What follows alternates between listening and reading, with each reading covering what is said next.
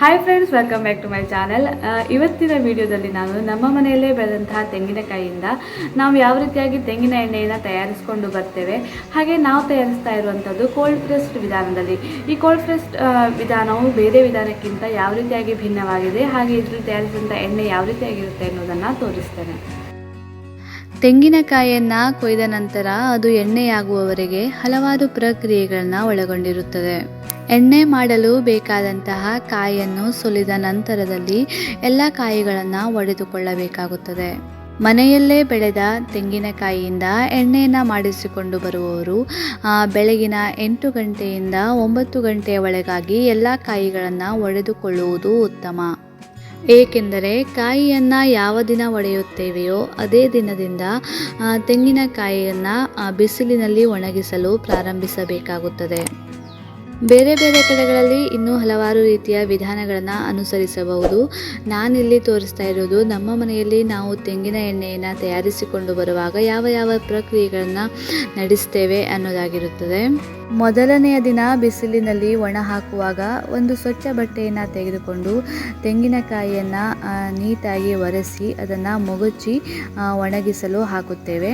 ನೀವಿಲ್ಲಿ ನೋಡಬಹುದು, ಒಂದೇ ಒಂದು ಕಸವು ಇಲ್ಲದ ರೀತಿಯಲ್ಲಿ ಸ್ವಚ್ಛವಾಗಿ ಒರೆಸಿ ನಂತರ ಕಾಯನ್ನು ಮೊಗಚಿ ಒಣಗಿಸಿಕೊಳ್ಳುತ್ತಾ ಇದ್ದೇವೆ. ಮೊದಲನೇ ದಿನ ಈ ರೀತಿಯಾಗಿ ಒಣ ಹಾಕುವ ಉದ್ದೇಶ ಇಷ್ಟೇ. ತೆಂಗಿನ ನೀರೇನಾದರೂ ಕೈಯಲ್ಲಿ ಅಲ್ಪ ಸ್ವಲ್ಪ ಉಳಿದಿದ್ದರೆ ಅದು ಇಳಿದು ಹೋಗಲಿ ಅಂತ. ಇಷ್ಟಾದ ನಂತರ ಇದನ್ನು ಒಂದು ಬಲೆಯ ಸಹಾಯದಿಂದ ಮುಚ್ಚುತ್ತೇವೆ. ಹಾಗೆ ಬಿಸಿಲು ಕಡಿಮೆ ಆಗ್ತಾ ಇದ್ದ ಹಾಗೆ ಸಂಜೆ ಇದನ್ನು ಮುಚ್ಚಿ ಇಡಬೇಕು.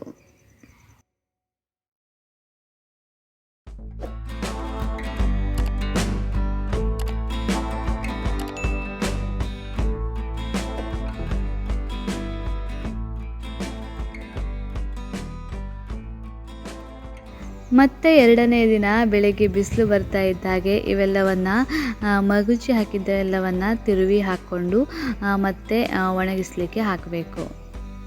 ನಂತರ 5 ದಿನ ಬಿಸಿಲಿನಲ್ಲಿ ಒಣ ಹಾಕಿದ ನಂತರ 6ನೆಯ ದಿನ ನಾವಿದನ್ನು ಗರಿಟೆಯಿಂದ ಕೊಬ್ಬರಿಯನ್ನು ಬೇರ್ಪಡಿಸಿಕೊಳ್ತಾ ಇದ್ದೇವೆ. ಬಿಸಿಲು ಸರಿಯಾಗಿ ಬೀಳದೇ ಇರೋದು ಅಥವಾ ಮೋಡ ಕವಿದ ವಾತಾವರಣ ಇರೋದು ಏನಾದರೂ ಆಗಿದ್ದರೆ ಈ ಒಣಗುವುದು ಮತ್ತು ಗರಿಟೆಯಿಂದ ಕೊಬ್ಬರಿಯನ್ನು ಬೇರ್ಪಡಿಸುವುದು ಎಲ್ಲವೂ ಸಹ 1-2 ದಿನ ಹೆಚ್ಚು ಕಡಿಮೆ ಆಗ್ಬೋದು.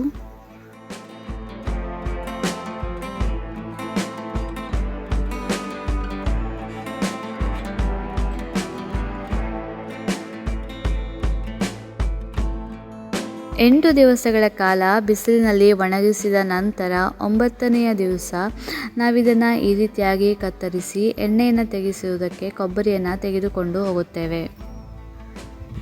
ಪ್ರತಿ ಸಲದಂತೆ ಈ ಸಲವೂ ನಾವು ಎಣ್ಣೆಯನ್ನು ತಯಾರಿಸುವುದಕ್ಕೆ ನಮ್ಮ ಅಂಕೋಲಾದಲ್ಲಿರುವ ಡಾಕ್ಟರ್ ಲೋಕಪಾಲ್ಸ್ ಫಾರ್ಮ್ಸ್ಗೆ ತೆಗೆದುಕೊಂಡು ಹೋಗಿದ್ದೆವು. ಇಲ್ಲಿ ಕೋಲ್ಡ್ ಪ್ರೆಸ್ ವಿಧಾನದಲ್ಲಿ ಎಣ್ಣೆಯನ್ನು ತಯಾರಿಸಲಾಗುತ್ತದೆ. ಇದು ಎಣ್ಣೆ ತಯಾರಿಕೆಯ ಒಂದು ಅತ್ಯುತ್ತಮ ವಿಧಾನ ಅಂತ ಹೇಳ್ಬೋದು. ಇಲ್ಲಿ ಕೇವಲ ತೆಂಗಿನೆಣ್ಣೆ ಅಷ್ಟೇ ಅಲ್ಲದೆ ಶೇಂಗಾ ಎಣ್ಣೆ, ಇನ್ನೂ ಹಲವಾರು ರೀತಿಯ ಎಣ್ಣೆಗಳನ್ನು ತಯಾರಿಸುತ್ತಾರೆ. ಇವಿಷ್ಟೇ ಅಲ್ಲದೆ ಶುದ್ಧ ಹಸುವಿನ ತುಪ್ಪ ಹಾಗೆ ಬೆಲ್ಲ ಸಹ ಇವರಲ್ಲಿ ದೊರಕುತ್ತದೆ. ಇವರಲ್ಲಿ ದೊರಕುವ ಇನ್ನೂ ಇತರ ಪ್ರಾಡಕ್ಟ್ಸ್ಗಳ ಬಗ್ಗೆ ಡಿಸ್ಕ್ರಿಪ್ಷನ್ ಬಾಕ್ಸ್ನಲ್ಲಿ ಕೊಟ್ಟಿರ್ತೇನೆ. ಯಾರಿಗಾದರೂ ಬೇಕಾದಲ್ಲಿ ಇವರನ್ನು ನೀವು ಸಂಪರ್ಕಿಸಬಹುದು. ಕೋಲ್ಡ್ ಪ್ರೆಸ್ಡ್ ವಿಧಾನವು ಎಣ್ಣೆ ತಯಾರಿಕೆಯ ಇತರ ವಿಧಾನಕ್ಕಿಂತ ಯಾವ ರೀತಿಯಾಗಿ ಭಿನ್ನವಾಗಿದೆ, ಹಾಗೆ ಇದು ಯಾವ ರೀತಿಯಲ್ಲಿ ಕಾರ್ಯನಿರ್ವಹಿಸುತ್ತದೆ ಮತ್ತು ಕೋಲ್ಡ್ ಪ್ರೆಸ್ಡ್ ವಿಧಾನದಲ್ಲಿ ತಯಾರಿಸಲಾದ ಎಣ್ಣೆಯ ಮಹತ್ವವೇನು ಎನ್ನುವುದನ್ನು ಸಂಜಯ್ ಲೋಕಪಾಲ್ ಅವರು ವಿವರಿಸುತ್ತಾರೆ. ಕೇಳೋಣ. ಕೋಲ್ಡ್ ಪ್ರೆಸ್ಡ್ ಆಯಿಲಿಂದು ಆ್ಯಕ್ಚುಲಿ ಮಹತ್ವ ಅಂತ ಹೇಳಿದ್ರೆ ಅತ್ಯಂತ ಕಡಿಮೆ ತಾಪಮಾನದಲ್ಲಿ ಎಣ್ಣೆಯನ್ನು ಎಕ್ಸ್ಟ್ರಾಕ್ಟ್ ಮಾಡುವಂಥದ್ದು. ಅದು ಯಾಕೆ ಕೇಳಿದ್ರೆ, ಎಷ್ಟು ಕಡಿಮೆ ತಾಪಮಾನದಲ್ಲಿ ನಾವು ಆಯಿಲನ್ನು ಎಕ್ಸ್ಟ್ರಾಕ್ಟ್ ಮಾಡ್ತೇವೆ ಅಷ್ಟು ಅದರಲ್ಲಿ ನ್ಯೂಟ್ರಿಷನಲ್ ಕಂಟೆಂಟ್ಸ್ ಜಾಸ್ತಿ ಇರ್ತದೆ. ಇದೇ ಅದರದ್ದು ಮೇನ್ ಉದ್ದೇಶ. ಸೊ ಈಗ ಪರ್ಟಿಕ್ಯುಲರ್ಲಿ ಈಗ ನಾವು ಕೊಬ್ಬರಿ ಎಣ್ಣೆ ತೆಗಿಬೇಕಾದ್ರೆ ನಾವು ಬಾಲ್ ಕೊಬ್ಬರಿಯನ್ನು ತಂದು ಅದನ್ನು ಹ್ಯಾಂಡ್ ಕಟಿಂಗ್ ಮಾಡಿಬಿಟ್ಟು ಅದನ್ನು ಇದು ಮಾಡ್ತೇವೆ, ಯಾವುದು ಟಾರ್ಗೆಟ್ ಮಾಡ್ತೇವೆ. ಅದನ್ನು ಮಾಡಿಬಿಟ್ಟು ಆಮೇಲೆ ನಾವು ಡಿಹೈಡ್ರೇಟ್ ಮಾಡ್ತೇವೆ. ಅದರಲ್ಲಿರುವಂಥ ವಾಟರ್ ಕಂಟೆಂಟನ್ನು ತೆಗಿಬೇಕು. ಯಾಕಂದರೆ ಮಾಯಿಶ್ಚರ್ ಜಾಸ್ತಿ ಇದ್ದರೆ ಎಣ್ಣೆ ಬಳಕೆನೂ ಬರೋದಿಲ್ಲ, ಕ್ವಾಲಿಟಿನೂ ಬರೋದಿಲ್ಲ. ಡಿಹೈಡ್ರೇಟ್ ಮಾಡಿಬಿಟ್ಟು ಆನಂತರ ಚರ್ನಿಂಗಿಗೆ ತೊಗೊಳ್ಬೇಕಾದ್ರೆ ನಮ್ದು ಇಲ್ಲಿ ಒಳಗಡೆ ಟೆಂಪ್ರೇಚರ್ ಎಷ್ಟಿದೆ ಅದನ್ನು ನಾವು ನೋಡಿಬಿಟ್ಟು ತಿಳ್ಕೊಳ್ಳಿ. ಒಂದು 30 ಡಿಗ್ರಿ ಸೆಂಟಿಗ್ರೇಡ್ ಟೆಂಪ್ರೇಚರ್ ಇದೆ. ಆ ಟೆಂಪ್ರೇಚರ್ 30 ಡಿಗ್ರಿ ಸೆಂಟಿಗ್ರೇಡ್ ಇದ್ದರೆ ಇಲ್ಲಿ ಆಯಿಲ್ ನಾವು 30 ಡಿಗ್ರಿ ಸೆಂಟಿಗ್ರೇಡ್ ಟೆಂಪ್ರೇಚರ್ ಕ್ರಾಸ್ ಆಗಿ ಬಿಡೋದಿಲ್ಲ. ಜನರಲಿ ಅದು ಸ್ಟಡಿ ಪ್ರಕಾರ ಏನಿದೆ ಕೇಳಿದ್ರೆ 50 ಡಿಗ್ರಿ ಸೆಂಟಿಗ್ರೇಡ್ ಟೆಂಪ್ರೇಚರ್ ಕ್ರಾಸ್ ಆದ ನಂತರ ಆಯಿಲ್ನಲ್ಲಿರುವಂಥ ನ್ಯೂಟ್ರಿಷನಲ್ ಕಂಟೆಂಟ್ಸ್ಗಳು ಕಡಿಮೆ ಆಗ್ತಾ ಬರ್ತಾವಂತೇಳಿ. ಆದ್ದರಿಂದ ನಾವು 30 ಡಿಗ್ರಿ ಸೆಂಟಿಗ್ರೇಡ್ ಟೆಂಪ್ರೇಚರ್ ಕ್ರಾಸ್ ಆಗಿ ಬಿಡೋದಿಲ್ಲ. ಸೊ ದಟ್ ಇದರಲ್ಲಿ ಏನಾಗ್ತದೆ ಅಂದರೆ ಇರುವಂಥ ಎಲ್ಲ ನ್ಯೂಟ್ರಿಷನಲ್ ವ್ಯಾಲ್ಯೂಸ್ಗಳು ರಿಟರ್ನ್ ಆಗ್ತವೆ. ಸೊ ನೀವು ಪರ್ಚೇಸ್ ಮಾಡ್ತಾವಾಗ ನೀವು ಅದನ್ನು ಕನ್ಸ್ಯೂಮ್ ಮಾಡಿದವಾಗ ನಿಮ್ಗೆ ಅದರಲ್ಲಿರುವಂಥ ಪೂರ್ತಿ ನ್ಯೂಟ್ರಿಷನಲ್ ವ್ಯಾಲ್ಯೂ ನಿಮಗೆ ಸಿಕ್ಕೋಗ್ಬಿಡ್ತದೆ. ಅದರಿಂದ ಸಾಕಷ್ಟು ನಮ್ಮ ಹೆಲ್ತ್ ಬೆನಿಫಿಟ್ಸ್ಗಳು ತುಂಬ ಇದೆ. ಈಗ ಫಾರ್ ಎಕ್ಸಾಂಪಲ್ ನಮ್ಮ ಕೊಬ್ಬರಿ ಎಣ್ಣೆಯಲ್ಲಿ ಲಾರಿಕ್ ಆ್ಯಸಿಡ್ ಇದು ಭಾಳ very important nutritional content. Lauric acid ಎಷ್ಟು ಜಾಸ್ತಿ ಇರ್ತದೆ ಅಷ್ಟು ನಿಮಗೆ ಅದು ಹೆಲ್ತಿಗೆ ಒಳ್ಳೆಯದು.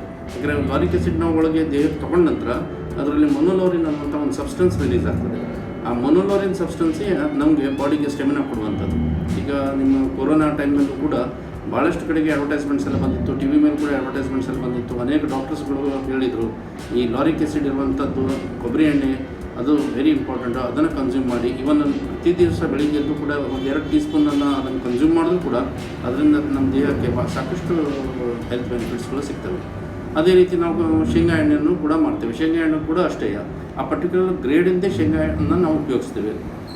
ಅದನ್ನು ಕೂಡ ನಾವಿಲ್ಲಿ ಅದನ್ನು ಹೆಕ್ಕಿಬಿಟ್ಟು ಅದನ್ನು ಕ್ಲೀನ್ ಮಾಡಿಸಿ ಆನಂತರ ಡಿಹೈಡ್ರೇಟ್ ಮಾಡಿಬಿಟ್ಟು ಅದನ್ನು ಚರ್ನಿಗೆ ತೊಗೊಳ್ಳೋದು. ಅದೇ ಸೇಮ್ ಪ್ರೊಸೀಜರ್ ಇಲ್ಲೂ ಕೂಡ ನಾವು ಟೆಂಪ್ರೇಚರನ್ನು ಮೇಂಟೈನ್ ಮಾಡ್ತೇವೆ. ಇಲ್ಲಿ ಹೇಗೆ ಕೊಬ್ಬರಿ ಎಣ್ಣೆ ಮಾಡ್ತೇವೆ ಅದೇ ಥರ ಇಲ್ಲೂ ಕೂಡ ಮೇಂಟೈನ್ ಮಾಡ್ತೇವೆ.